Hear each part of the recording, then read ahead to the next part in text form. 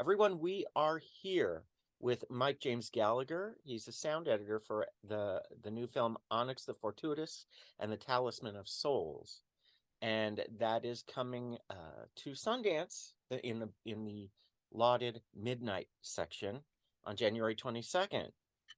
Mike, how are you, man? I'm good. Thanks for having me. Awesome to have you. Well, first off, let's start off by talking about the project. Can you tell us about Onyx the Fortuitous and the Talisman of Souls? It's funny. I remember, Andrew Bowser is a director who's been doing this for a long time. And he kind of became famous on the internet from doing this character, Onyx the Fortuitous, where he would, people almost thought he was a real person. He would like stand in line for something and they thought he was being interviewed by the news, and it would be about like some Satanist statue or something that was being torn down. And anyway, people thought he was a real character, and slowly people started realizing he was an actor and director named Andrew Bowser. And then after 10 years of doing this character, he decided to write a feature film script around it. Awesome. And what's the basic gist of the feature? So he, at the beginning of the project, he did a Kickstarter for it. Okay. So he crowdsourced some cash from the fans of Onyx the Fortuitous, and he was calling it, what was he calling it? He called it "What We Do in the Shadows Meets Hereditary." And okay. And then he was saying, so that's kind of like the modern examples he was giving. But secretly, he says that it's Fright Night meets... Okay, wait. It's Fright Night meets Ernest Scared Stupid. What the hell? So okay. You can just imagine, if you're familiar with this Onyx the Fortuitous character, and I recommend anybody go to check out the videos that Andrew Bowser's done. They're really, really funny. And the character is really fleshed out. And he's a big fan of like, he's a huge horror fan, Andrew Bowser. And so he's taking this character and doing like a total fish out of the water thing with like, you're getting the golden ticket from Willy Wonka and going to the chocolate factory. But in this case, it's a mansion run by a Satanist, and they're planning to conjure up some demon. As owners of mansions tend to do. Yes, exactly. Yes. I mean, had I a mansion, okay, so this may sound like a really stupid question, but okay, so what does a sound editor do? Like, what and why do they hand out an Academy Award for that specifically? It's obviously something very pointed. Yeah, so my title on Onyx the Fortuitous is supervising sound editor and sound designer. Gotcha. And I typically do a lot of my films, as the films that I work on, as a sound designer. Okay. So supervising sound editor is taking care of the entire soundtrack on a film. Sound effects, we're even involved in the music process. We're not the composers though, but we're doing the sound effects. We're taking care of ADR, dialogue editing, everything that you hear in the movie, the supervising sound editor is touching, as well as scheduling and hiring and doing everything for the film. The sound designer credit is more of a creative thing. And I feel like every film has a different need as far as sound design goes. The typical example that a lot of people give is the Star Wars. Sound designer Ben Burtt had to figure out what a lightsaber sounds like. What does the blaster sound like? What does Darth Vader sound like?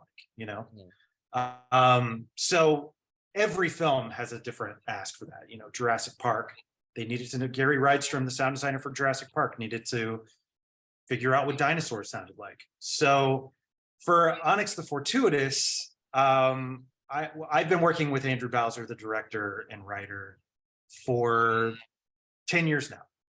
And so I have a very creative relationship with him. I've worked on a lot of projects. So I was basically one of the first people to be hired on this movie. And Yeah, I mean, I had been working with him and talking about this movie with him for a year and a half before I started creatively. And for this movie in particular, there's ghouls and there's demons and there's that the mansion. The mansion has its own sound. There's a lot of, thunder in the movie, and I had to design every thunder hit that you hear in the film and make it its own unique thing. Awesome. Another thing that people might not realize in a film, in most films, but in this particular film, is how much sound designers have to design the sound of the doors. Yes. They're massive sounding in this film, and they're all nuanced, and every single door in this movie is different. So it's kind of a funny thing. It's actually the first thing. If I have somebody come sit down with me in the studio and they're like, "What do you do?" One of the first things I'll show them is how I make a door, because it's something you interact with every day and something you totally take for granted. Exactly. You never think, oh, okay, we have to figure out what this door sounds like, as opposed to that door, as opposed to, Yeah, actually exactly. we have Anthony. We have Anthony in the wings now. How do you pronounce his last name? Forgive me. Vanchure. Venturi. Oh, okay. Hold tight. Sure.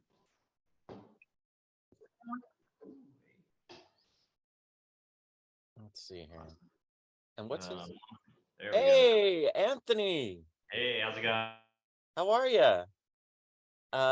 What? Let's see here. I have you credited as supervising sound editor. Is that correct? And we lost it. Daggum. Oh well. He looks like he's in a I don't know if you can hear us still. He's not in his house. So he must be on in some studio or something right now. So who knows what internet connection he's dealing with. Well, let's proceed, and hopefully his connection gets better. Let's see here. So was that his credit though, supervising sound editor? That's right. Okay, cool. Yeah. Just so that And I'm supervising sound editor and sound designer. copy. Okay. So let's see here. So you let me know whenever you're set. Yeah, I'm good. Okay, cool. Okay, so you and Anthony worked as a team on a variety of different projects, including the Lucy and Desi series that was at Sundance last year, to Jiro Dreams of Sushi. Like, that made me crave sushi for weeks after. Yeah. So how do you find the sound profile of a project? Wow. So, like I was saying with sound design, every single project has a different need. And documentaries, well, it's interesting because I feel like every project needs to be given some kind of cinematic weight to it. So we're always trying to fill out the soundtrack with, the sound effects and what we call BGs, backgrounds, all the environments that everything lives in. And, a documentary that's very real, like Lucy and Desi, has a much different sound profile than something like Onyx the Fortuitous, which is, like I said, has ghouls and demons and a haunted mansion and those kinds of things. Yeah, I was going to ask you about that because, obviously. Oh, here comes Anthony. It was because, yeah, forgive me, I just got flummoxed because Anthony is all good. Yeah, because the comparison is that I was going to ask you about that, the very distinct choices that you would make, say, on a Lucy and Desi as opposed to Onyx. Right. Yeah. And it's funny because Lucy and Desi, something you might not expect is that we were actually doing sound effects on the sitcom clip, the sitcom clips that play in the documentary. We were actually doing more sound effects for it to make it feel more cinematic, because you would be playing this film and it's got really nice dialogue recordings and a dialogue edit that Anthony did. Sure. And then you would play the sitcom and then it's this 50s soundtrack that just doesn't feel as full as the rest of the film. So we actually had to add sound effects on top of it to make it feel cinematic. And so that, I suppose that was the choice of the director to, try to... I think it was actually specifically Anthony's choice. On that specific film, he was supervising sound editor and I was sound editor. And I had been thinking, like, should we be adding sound effects to this or whatever? But Anthony was my boss on that film. And I remember him saying, yeah, we should add sound effects to this. And I was like, yeah, it really needs it. And it's just something that when you're working on a movie, it asks for you to fill it out like that. So you find it as well. You know, you have your initial meeting with the director, your spotting session, where you go through the movie and you look at everything and you figure out what the film needs. But then as you're working on it, the film lets you know what it needs on top of that. And Anthony, are you there? Are you guys? I've tried joining in a bunch of times. I don't know why I'm having technical issues today, but I am here now. Well, it's okay, and the sound works. Okay, great. So, Perfect. so I was speaking with Mike about being sound editor and sound designer. Can you tell me, Anthony, what a supervising sound editor does? Yeah, of course. Supervising sound editor. I'm usually the direct contact to the director. So usually I get hired onto a project. I'll interview with the director. You know, I'll read a script or see a rough cut of a movie, meet a director, talk about what their needs are for sound and what they're looking for to achieve. And if I'm lucky enough to get the job, then it's my job to hire great editors like Mike. I'll bring on Mike and bring him on as a sound designer and bring other editors in, and we'll just start implementing we just start cutting all sorts of sounds, implementing what we're hoping the director's looking for. So, I'm just trying to think of, sorry, I can get thrown off.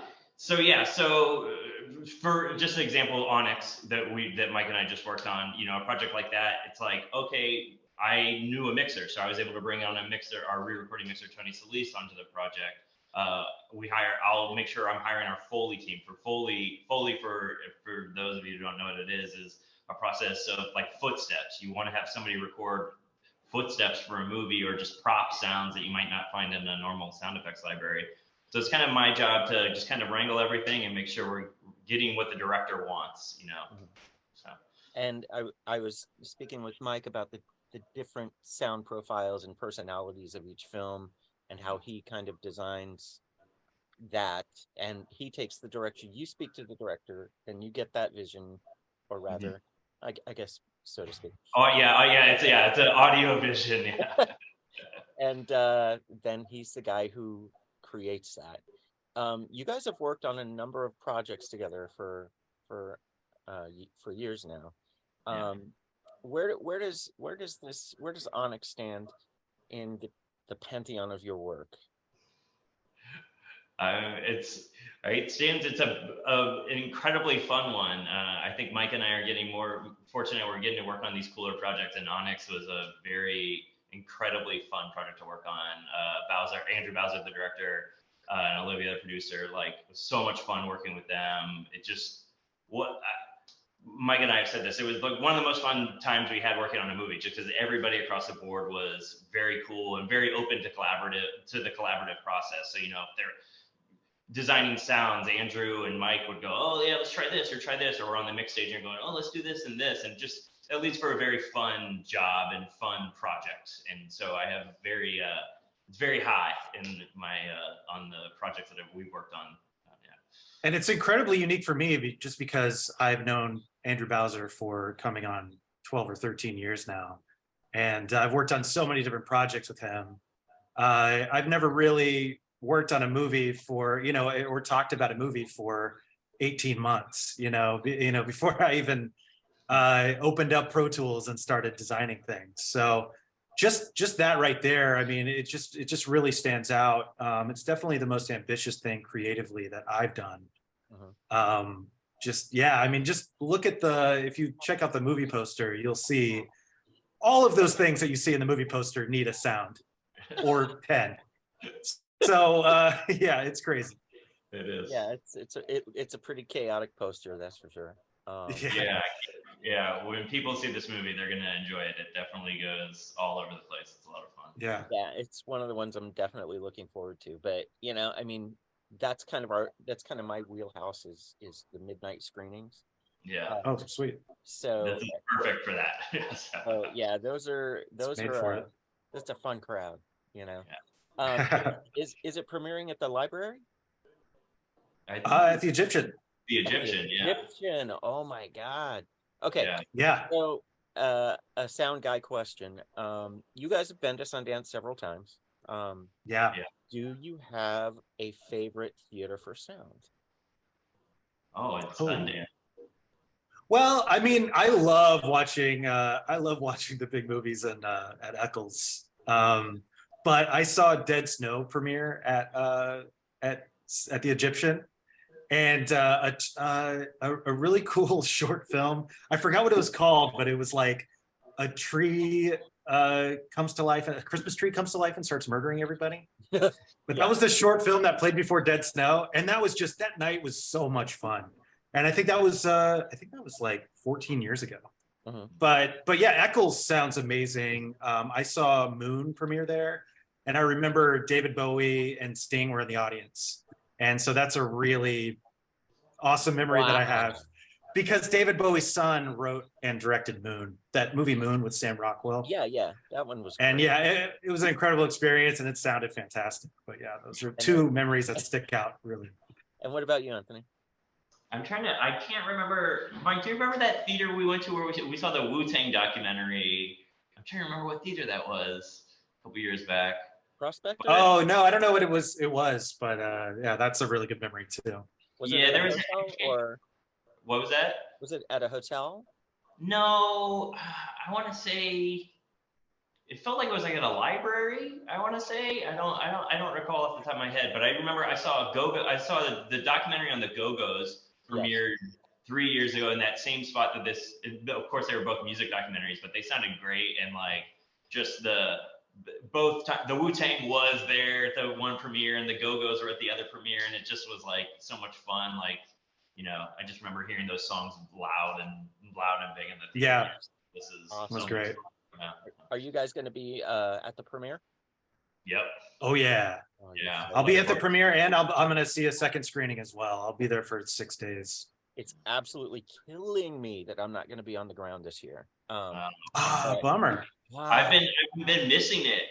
Last year I had 3 projects I worked on, 2 of them which Mike also worked on, and that was right when they canceled the in-person premiere, Yeah. like 2 weeks before. And like I remember a lot of the film crews a lot of the crews and directors and everybody just was really sad that it had gotten canceled. So I'm looking forward to being back in person this year. Yeah, the past couple of years was, we know what it was. But then, this year I had lodging lined up, I had all this stuff lined up, and then that fell through. Oh So then I no. was like, okay, but I'm still covering it, and damn it, and super excited to actually see. The film's probably not going to sound as good as it should when I end up going to see it, but I won't hold it against you. I swear, I promise. Well, we did. It's the same team. We just finished a movie called Weird: The Al Yankovic Story, and that came out. That's right. Yeah, that came out in November, and we hired the same team for Onyx the Fortuitous. So, I mean, the Onyx. I did so much sound design work on this film, and Tony Solis, me, Anthony, Olivia Taylor-Dudley, and Andrew Bowser mixed this film, and all together on the mix stage, and it sounds incredible. So I really hope that you at least have something that you'll be able to watch it on that gives it justice. I'm gonna find the best set of headphones I can. Yes, at least that. I'm so sorry to destroy it like that, but okay. Well, after Onyx, what do you guys have coming? And will you be back at Sundance? I always hope to be back at Sundance. Yeah. There's stuff brewing. Nothing's concrete, here or there, but hopefully we've got some cooler stuff hopefully lined up, for the new year. So. Well, we reunited with the director of Weird, Eric Appel, and we just worked on something called Die Hard 2 that stars Kevin Hart and John Cena. Mm-hmm. And that's really fun. Yeah. And I'm sure that'll be coming out in the next few months or so. Yeah, we worked on that at the very end of the year, at the end of 2022. And so, yeah, when that comes out, that'll be out on the Roku channel, but that was a lot of fun. That was like an action comedy. Yeah. Actually, some elements of horror. There was some elements in that where I kept calling them. Oh, yeah, there's like I was like, oh, there's actually a whole horror episode. Yeah. Yeah. Awesome. Well, best of luck on Onyx the Fortuitous and the Talisman of Souls at Sundance. I Thank you. am totally envious that you guys will be there, but Yeah. I mean, you deserve it. So go represent. And best of luck on that. And I hope to actually see you guys in 2024. And yeah, awesome. Thank you Same. so much for taking the time. Yeah, of And, course. Yeah, sorry about my little technical difficulties. oh, it happens all the time. Happens Yeah. all the time. It's not a big deal. All right, guys. Best of luck, and I'll see you at Sundance. Great. Yeah. All right, dude. Thanks. See ya. Bye.